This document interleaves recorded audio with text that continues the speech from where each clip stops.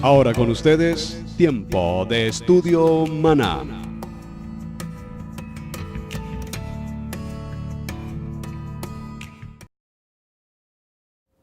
Bien, mis amados hermanos, bienvenidos a este tiempo de estudio bíblico devocional. Su hermano pastor Roberto Alfaro les saluda y como siempre la mejor y cordial bienvenida. Muchísimas gracias por acompañarnos permanentemente en este tiempo, en este espacio, estudio de la palabra. Recuerden nuestro lema: amar la palabra, aprender la palabra y vivir la palabra. Muy bien, desarrollando nuestro parashá número 24, parashá también número 1 del libro de Levítico, el libro de Vayikra.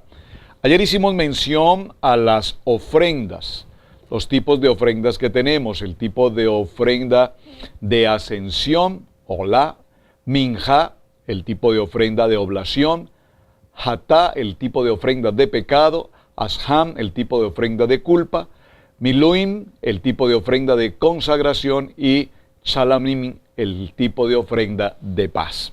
Así es que ahora veremos en detalle estas ofrendas, su importancia y de dónde vienen y por qué el Padre Eterno las estableció, las permitió. Así es que les pido que me acompañen, por favor, para hacer una referencia importante sobre este tema, al libro de Génesis. Vamos a ir al libro de Bereshit, en el capítulo 4.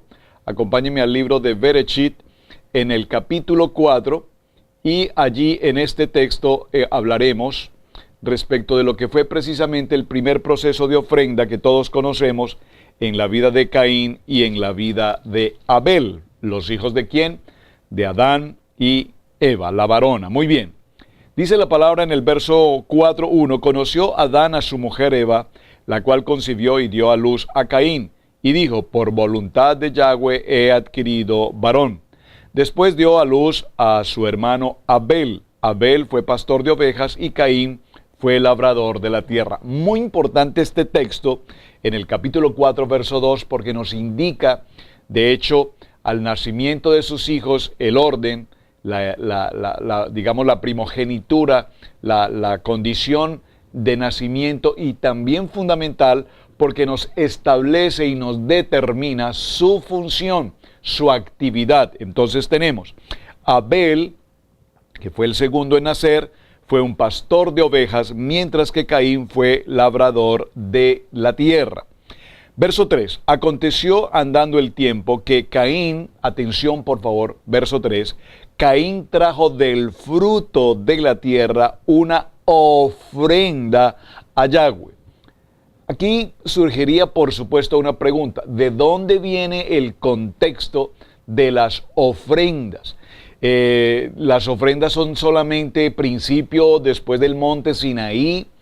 Las ofrendas tienen que ver solamente con el momento de los mandamientos, en el momento del tabernáculo, el Mishkan. Pero recordemos que Abraham presentó ofrendas, Isaac, Jacob, los patriarcas, José, todos tenían este fundamento y este principio. Y aquí en el libro de Bereshit, en el libro de Génesis, apenas dando comienzo al proceso de la creación, estableciendo el jardín, el huerto, estableciendo al varón, la varona, sus hijos, ahora nos damos cuenta que ellos presentan ofrenda. Trajo del fruto de la tierra una ofrenda para Yahweh. Y Abel trajo también de los primogénitos de sus ovejas, de lo más gordo de ellas. Y miró Yahweh con agrado a Abel y a su ofrenda. Miren qué importante este texto. Pero no miró con agrado a Caín y a la ofrenda suya, y esto trajo como consecuencia que se ensañó Caín en gran manera y decayó su semblante. Muy interesante este texto que hemos tomado para principio, porque en este texto vemos ya los principios de los nombres de las ofrendas que mencionamos el día de ayer. En este texto aparece la palabra minjá, que significa don, presente, regalo, ofrenda, sacrificio, oblación. Presten atención a esa palabra, oblación. Pero normalmente la palabra minjá es usada para ofrendas sin sangre, pero en este caso vemos que también puede significar una ofrenda con sangre. Ahora, aquí nos haríamos, por supuesto, una pregunta básica, fundamental, y es: ¿cuál es la diferencia que existe entre una ofrenda de sangre, una ofrenda sin sangre? ¿Cuál es la diferencia que existe entonces entre una diferencia olá y una ofrenda de la que vimos minjá? Entonces veamos, la olá se da de los animales y la ofrenda minjá normalmente se da de los productos del campo. Es decir, que aquí vemos en este capítulo de Génesis, capítulo 4, Bereshit 4, vemos cómo Caín y Abel presentan los dos primeros tipos de ofrendas que hemos mencionado: la ofrenda de animales y la ofrenda de los productos de la tierra, el fruto de la tierra. Entonces dice la palabra que cuando conocemos estos dos elementos, olá y minjá, son las ofrendas que mencionamos en primer momento, son las primeras ofrendas mencionadas en todo el texto bíblico y por supuesto en principio en la Torá. Y vemos entonces cómo Caín y Abel ofrecieron minjá, y la palabra olá aparece por primera vez, vamos un momento por favor, al capítulo 8, aquí mismo en el libro de Génesis, en el capítulo 8, en el verso 20, acompáñeme al verso 20. Aquí ya hemos avanzado poderosamente en el tiempo, ya tenemos a Noé, y edificó Noé un altar a Yahweh, y tomó de todo animal limpio y de toda ave limpia, y ofreció holocausto en el altar. Es decir, hubo un sacrificio, hubo una ofrenda, y fue ofrecido en el altar. Entonces vemos que en este texto, Génesis, Bereshit, capítulo 8, verso 20, aparece entonces aquí ya sí por primera vez la palabra minjá. Repito que es utilizada particularmente por primera vez cuando se menciona el tema del sacrificio de los animales. Ahora, vemos entonces que lo más destacado de la ofrenda olá es que se quema todo el animal, y hay tres clases de olá presentadas en este capítulo: la ofrenda del ganado mayor, la ofrenda del rebaño y la ofrenda de las aves. Sobre este tema particularmente, que es bien interesante, es un tema extremadamente minucioso que hay que mirar con lupa, con detalle, porque normalmente cuando mencionamos los tipos de ofrendas, olá de ganado mayor, de los rebaños, ovejas, corderos, cabras o de las aves, cuando hacemos estas menciones lo pasamos muy por alto, pero en el tiempo de Shabbat, y de hecho les hago invitación ahora mismo para nuestra reunión de Shabbat, en la congregación de Shabbat que tendremos a las 11 de la mañana, hora este, para los Estados Unidos, hablaremos en detalle, ese va a ser nuestro tema, cuál es la importancia de cada una de estas ofrendas, repito, de ganado mayor, del rebaño o de las aves, muy importante. Y el valor de olá va de lo más caro, el valor de la ofrenda olá va de lo más costoso, del mayor valor, a lo más económico, a lo más barato. Por lo tanto, el Padre Eterno sigue dando la oportunidad para que los que no tienen suficiente dinero, ni siquiera para una cría de palomas, es importante esto, hasta para una cría de palomas de mayor a menor, ellos podrían entonces, ¿qué? Presentar otro tipo de ofrenda, presentar harina, aceite de oliva, incienso, sal, entre otras cosas. Muy importante. ¿Y esto qué nos enseña? Nos enseña que, recuerden que lo mencioné en el episodio del día de ayer, con manos vacías, que vimos en el libro de Devarim, de Deuteronomio 16:16, que nadie se presentará al Padre Eterno con las manos vacías. Y el Padre entonces nos permite que en estos tipos de ofrendas nos presentemos siempre con una ofrenda, no con manos vacías, y no tanto para los que tienen tanto dinero, para los que no lo tienen. Para todos hay opción siempre de presentar ofrenda. Es decir, que el dinero no es la excusa, el dinero no es la circunstancia para decir yo me presento con manos vacías en el altar, de ninguna manera. El rico da más y el pobre da menos, pero para Dios, ¿qué mira Dios en la ofrenda? Él no mira el valor económico, la capacidad, la suntuosidad, la riqueza. ¿Qué mira Dios? Por supuesto, dígalo conmigo, el corazón. Y Él sabe cuando una persona ofrece realmente ofrenda de su corazón en la medida de sus posibilidades o cuando no lo hace. Como lo dice el libro de Lucas, vamos a ir un momento a este Evangelio de Lucas, en el capítulo 21, acompáñeme por favor, Evangelio de Lucas, capítulo 21, verso 1.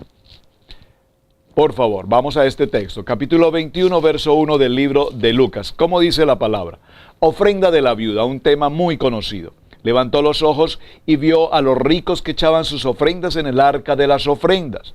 Vio también a una viuda muy pobre que echaba allí 2 blancas. Y dijo, en verdad os digo que esta viuda pobre echó más que todos, porque todos aquellos echaban para que las ofrendas de Dios, de los que les sobraba, mas esta de su pobreza echó todo su sustento que tenía.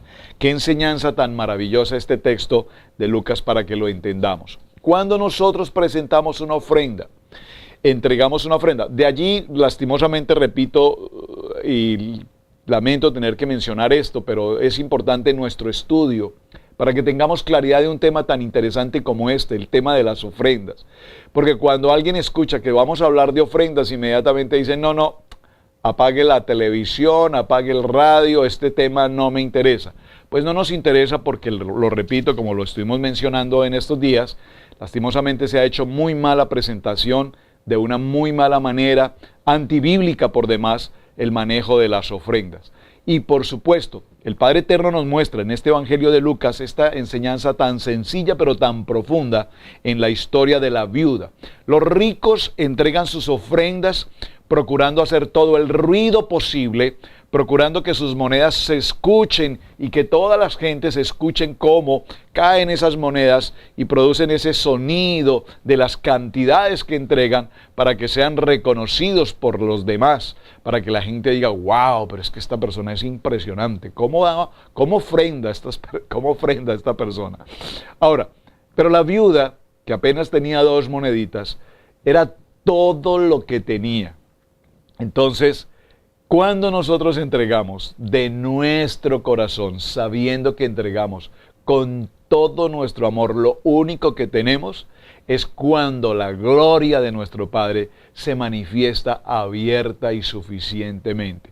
Lastimosamente no dispongo del tiempo para compartir posiblemente algunos testimonios de esto que estoy precisamente compartiendo, narrando ahora mismo, porque lo he podido ver en mi vida personal, en nuestra vida familiar, en nuestra congregación, lo he podido ver a lo largo de muchos años en el ministerio, hombres y mujeres que han presentado ofrenda con su corazón abierto, aún sin estar pensando en ciertos detalles, porque cuando manejamos el presupuesto familiar y hablamos con mucha frecuencia sobre este tema de manejar un presupuesto familiar, cuando tenemos las 7 llaves de la plenitud matrimonial y hablamos a los matrimonios de la importancia de una sabia administración financiera, de una sabia, observen, sabia administración, prudente administración financiera. Y cuando hablamos de la prudencia de las finanzas en una familia, en un matrimonio, en un hogar, tanto para el varón como para la mujer, porque ya hoy todos generan ingresos, es tan importante entender en el presupuesto familiar que lo primero que colocamos, la primera inscripción que llevamos en nuestro registro numérico contable es la ofrenda. Y la ofrenda tú no la puedes colocar como una salida, como pagas el servicio de la luz o el fluido eléctrico, o como pagas el servicio del cable o el internet. No. La ofrenda no puede ir en esa columna. La ofrenda tiene que ser en la columna como una entrada, aunque la estés entregando, porque ya Dios nos ha dado suficiente. El Padre Eterno nos permite cada semana recibir provisión, y recibir provisión para algunos en mucha cantidad, para otros en menor cantidad. Pero de igual manera, cuando nosotros contablemente colocamos nuestra ofrenda en primer lugar, no puedes dejar tu ofrenda para lo último, después de que he pagado esto y esto y esto y esto y esto y esto y esto y algo extra que también quiero esto y esto. Entonces la ofrenda, en conclusión, la ofrenda nunca será el principio. La ofrenda nunca será la base, la ofrenda nunca será el testimonio. Y mientras eso no suceda, tu contabilidad, tu presupuesto familiar estará totalmente sin fondos. Se los puedo decir con absoluta certeza en mi corazón, con absoluta verdad en mi corazón, porque así ha funcionado por 20 años en nuestra vida como familia, como matrimonio. Digo, 20 años desde que tenemos la oportunidad de estar en la palabra, 20 años, 27 años de nuestra vida, los primeros 7 años en una vida de abundancia, en una vida de trabajos, de economía sustentable, pero sin embargo con todo y eso no funcionábamos. Habían suficientes entradas por demás, pero sin embargo siempre queremos más. Sin embargo, parece ser que nunca nos alcanza. Y entonces, en la medida en que crecíamos y nos aumentábamos en dinero, adquiríamos mayores compromisos, mayores responsabilidades, mayores gastos, mayores costos, y siempre terminábamos con saldo rojo. Pero cuando vinimos al tiempo de la palabra y conoceréis la verdad y la verdad os hará libres, entonces entendimos que debíamos hacer un cambio total, un giro total en nuestra vida personal, en nuestra manera de pensar, en nuestra manera de vivir, en nuestras finanzas, en nuestra relación como familia, y empezar a tener un plan y un orden conforme al propósito de Dios.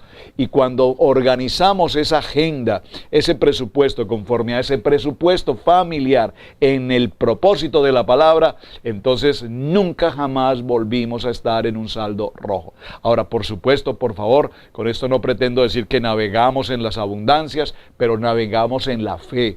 Navegamos en la fe, es decir, en el emuná de Dios. ¿Qué significa esto, pastor? Significa que aunque hay momentos difíciles, aunque tenemos momentos apretados, aunque hay ciertas adversidades en el camino, nunca perdemos la fe, y la fe es que al que ha sido fiel en lo poco, en lo mucho te pondré, dice la palabra. De tal manera que no estamos pensando en las riquezas y en las grandezas y en las abundancias, pero hemos aprendido que conforme a lo que el Padre nos da, conforme a lo que el Padre nos distribuye, conforme al Padre nos enseña la mayordomía de lo que Él nos entrega, hay suficiente para siempre en todo cuanto se requiere y se necesita. Por eso el tema de las ofrendas, lo mencioné desde ayer, es un tema que yo quiero que tratemos, aunque sé que tengo mucho tema por avanzar porque es muy profundo, pero quiero que cada palabra que hoy estamos compartiendo en esta semana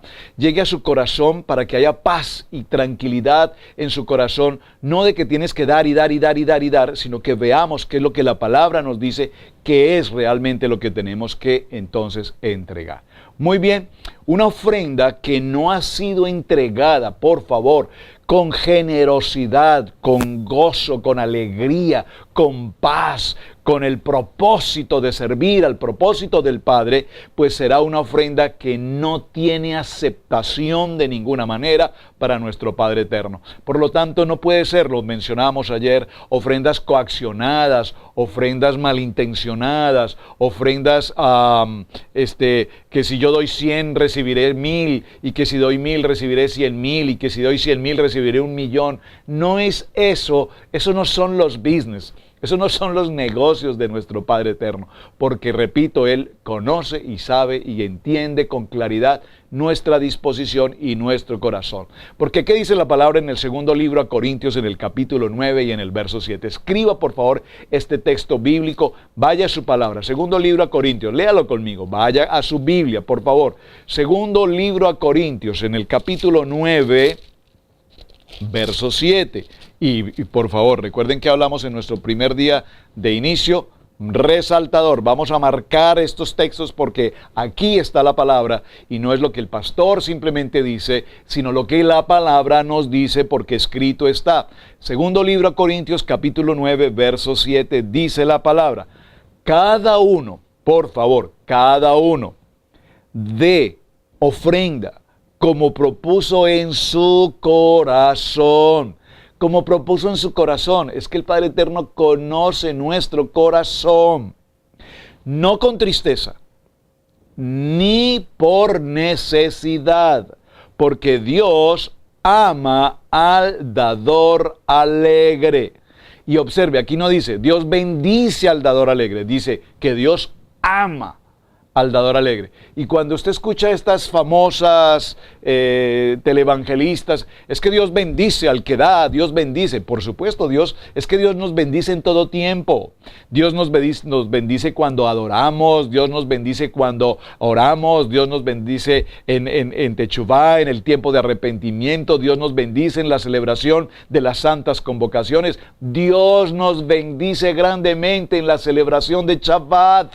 Si usted quiere conocer un secreto poderoso de bendición en su vida, en su familia, no vaya más allá de pensar en planes de inversión o empresas o negocios o multiniveles y ahora eres zafiro y rubí y diamante y esmeralda y tantas cosas que el mundo nos enseña. Por favor, celebremos Shabbat en obediencia. ¿Qué nos dice el libro de Levítico? El libro de Levítico nos dice que todo este manual de vida que yo te estoy entregando es un manual de instrucciones, tanto para los levitas sacerdotes como para el pueblo, para nosotros, el pueblo de Israel. Usted dirá, bueno, yo no soy nacido en Israel, yo no soy de Israel. Somos el pueblo de Israel. Ese es otro tema y no va a ser el tema ahora, pero tiene que haber claridad. ¿Quién eres tú? Entonces, somos el pueblo de Israel y ese pueblo de Israel recibe bendición en todo cuanto hace. Empezar el nuevo día es una bendición. Tener alimento en nuestra mesa es una bendición. Que haya un día de sol es una bendición. Que haya un día de lluvia es una bendición. Que tenemos nieve es una bendición. Que pasamos por momentos difíciles, sí, es una bendición. No podemos ver las adversidades, ni las dificultades, ni las contrariedades de la vida como una maldición. Por favor, en todo hay bendición, conforme a la buena, perfecta, agradable voluntad del Padre. Entonces, segundo libro a Corintios, verso 7, capítulo 9, verso 7, lo quiero leer nuevamente. Cada uno dé conforme propuso en su corazón, no con tristeza, ni por necesidad. Observen, por necesidad. No des por necesidad. Por favor, no presentes una ofrenda, Señor, Padre eterno, Hashem, Dios todopoderoso, te estoy presentando esta ofrenda que es todo lo que tengo, Señor, tú conoces mi corazón, es todo lo que tengo, pero te pido que esta ofrenda me la retornes 1000 veces más de lo que estoy dando. No son los negocios de Dios, porque Dios conoce cuál es tu necesidad.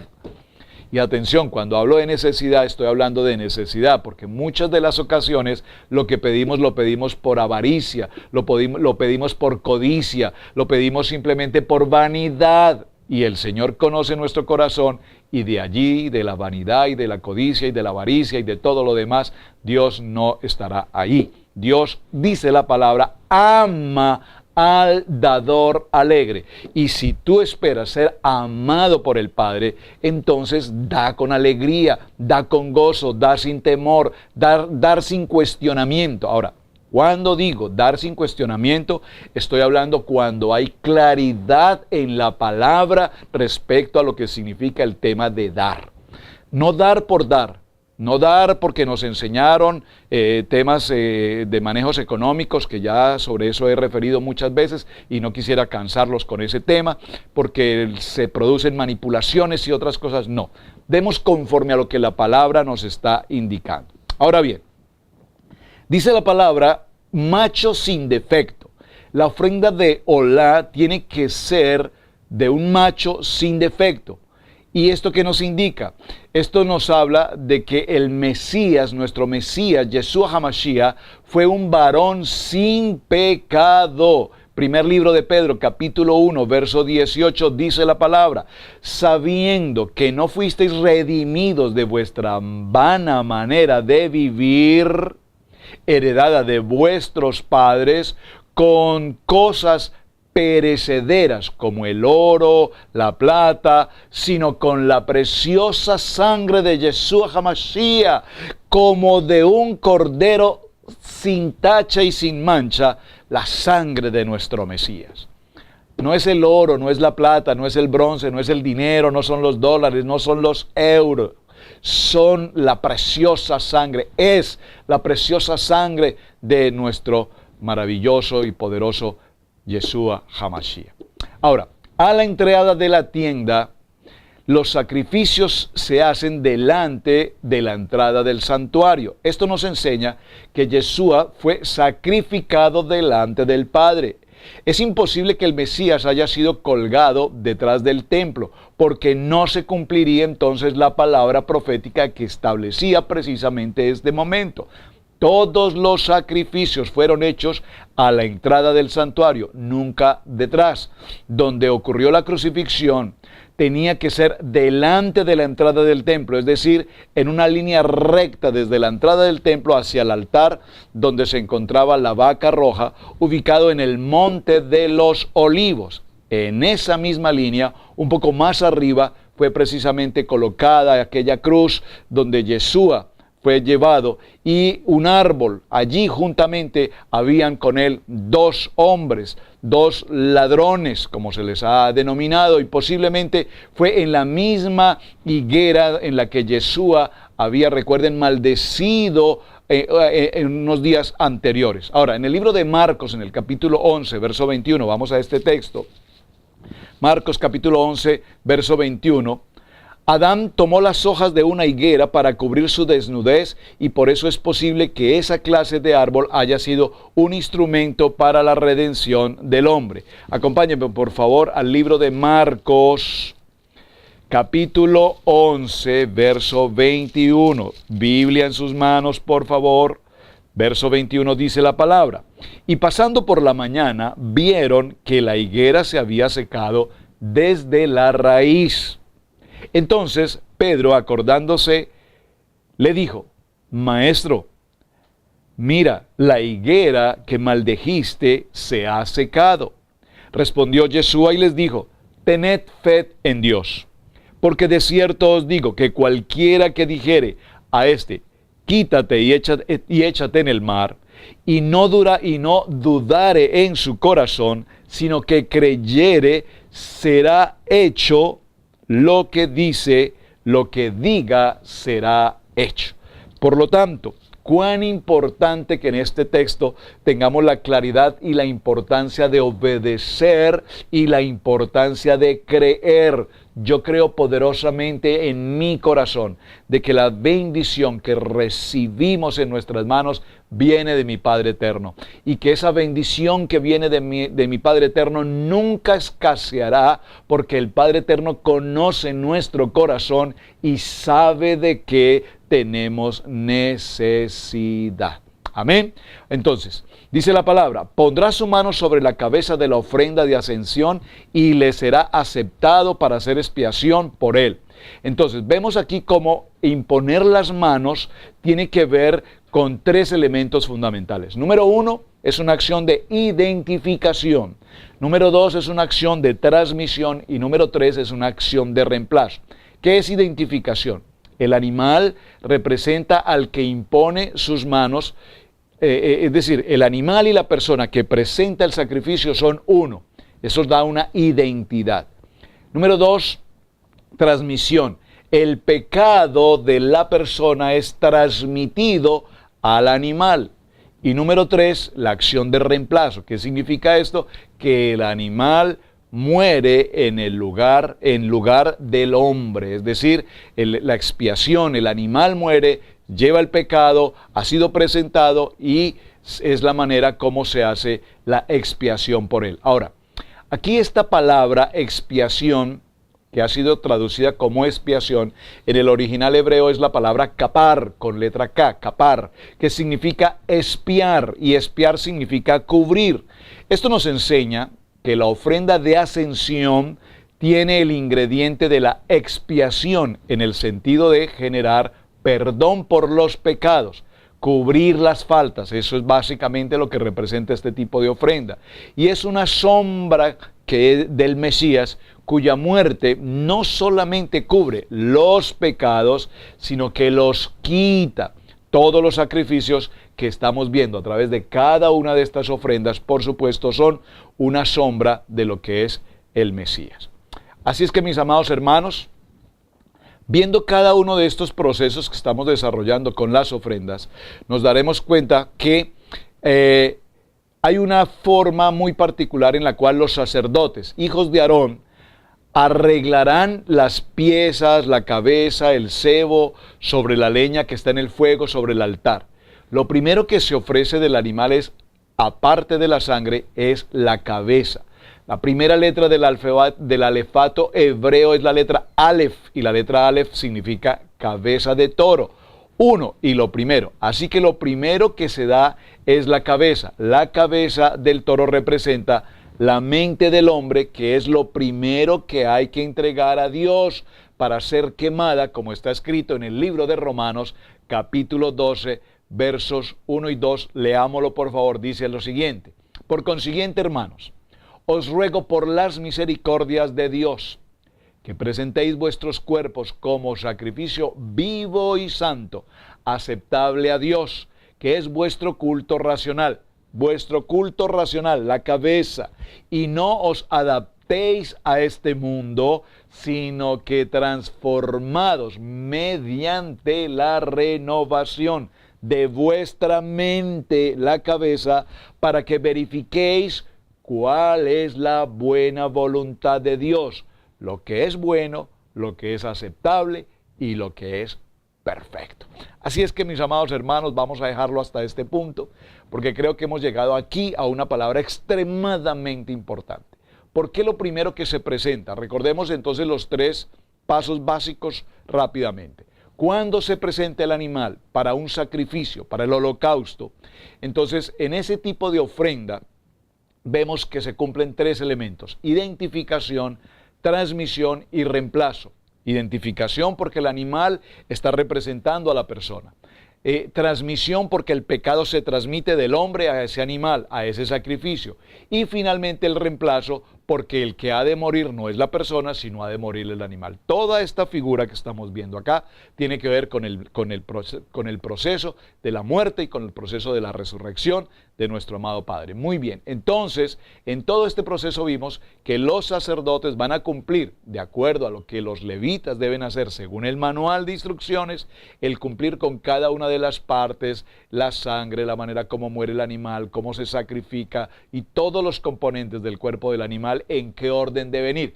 Pero lo primero que se va a colocar en el sacrificio, la sangre y la cabeza. Y leímos el texto maravilloso de Romanos, capítulo 12, verso 2, para concluir entonces cuán importante es que tengamos renovación en nuestra mente, en nuestra cabeza.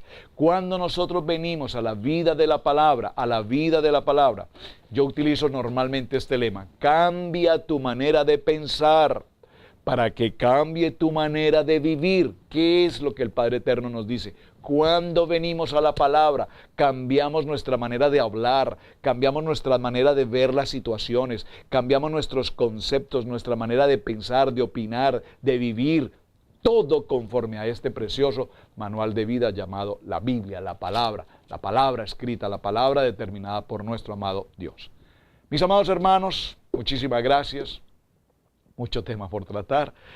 Así es que mañana cerraremos hablando de las demás ofrendas y en el Shabbat las veremos cada una de ellas en detalle. Por ahora, por favor, continúe con la lectura del primer texto de Levítico y empápese muy bien del contenido de estos primeros capítulos para que podamos entender el sentido de estas ofrendas. Mis amados, muchísimas gracias por acompañarnos, gracias por compartir el mensaje. Hasta el día de mañana. Para todos, un saludo especial. Shabbat, shalom para todos ustedes, muchísimas gracias.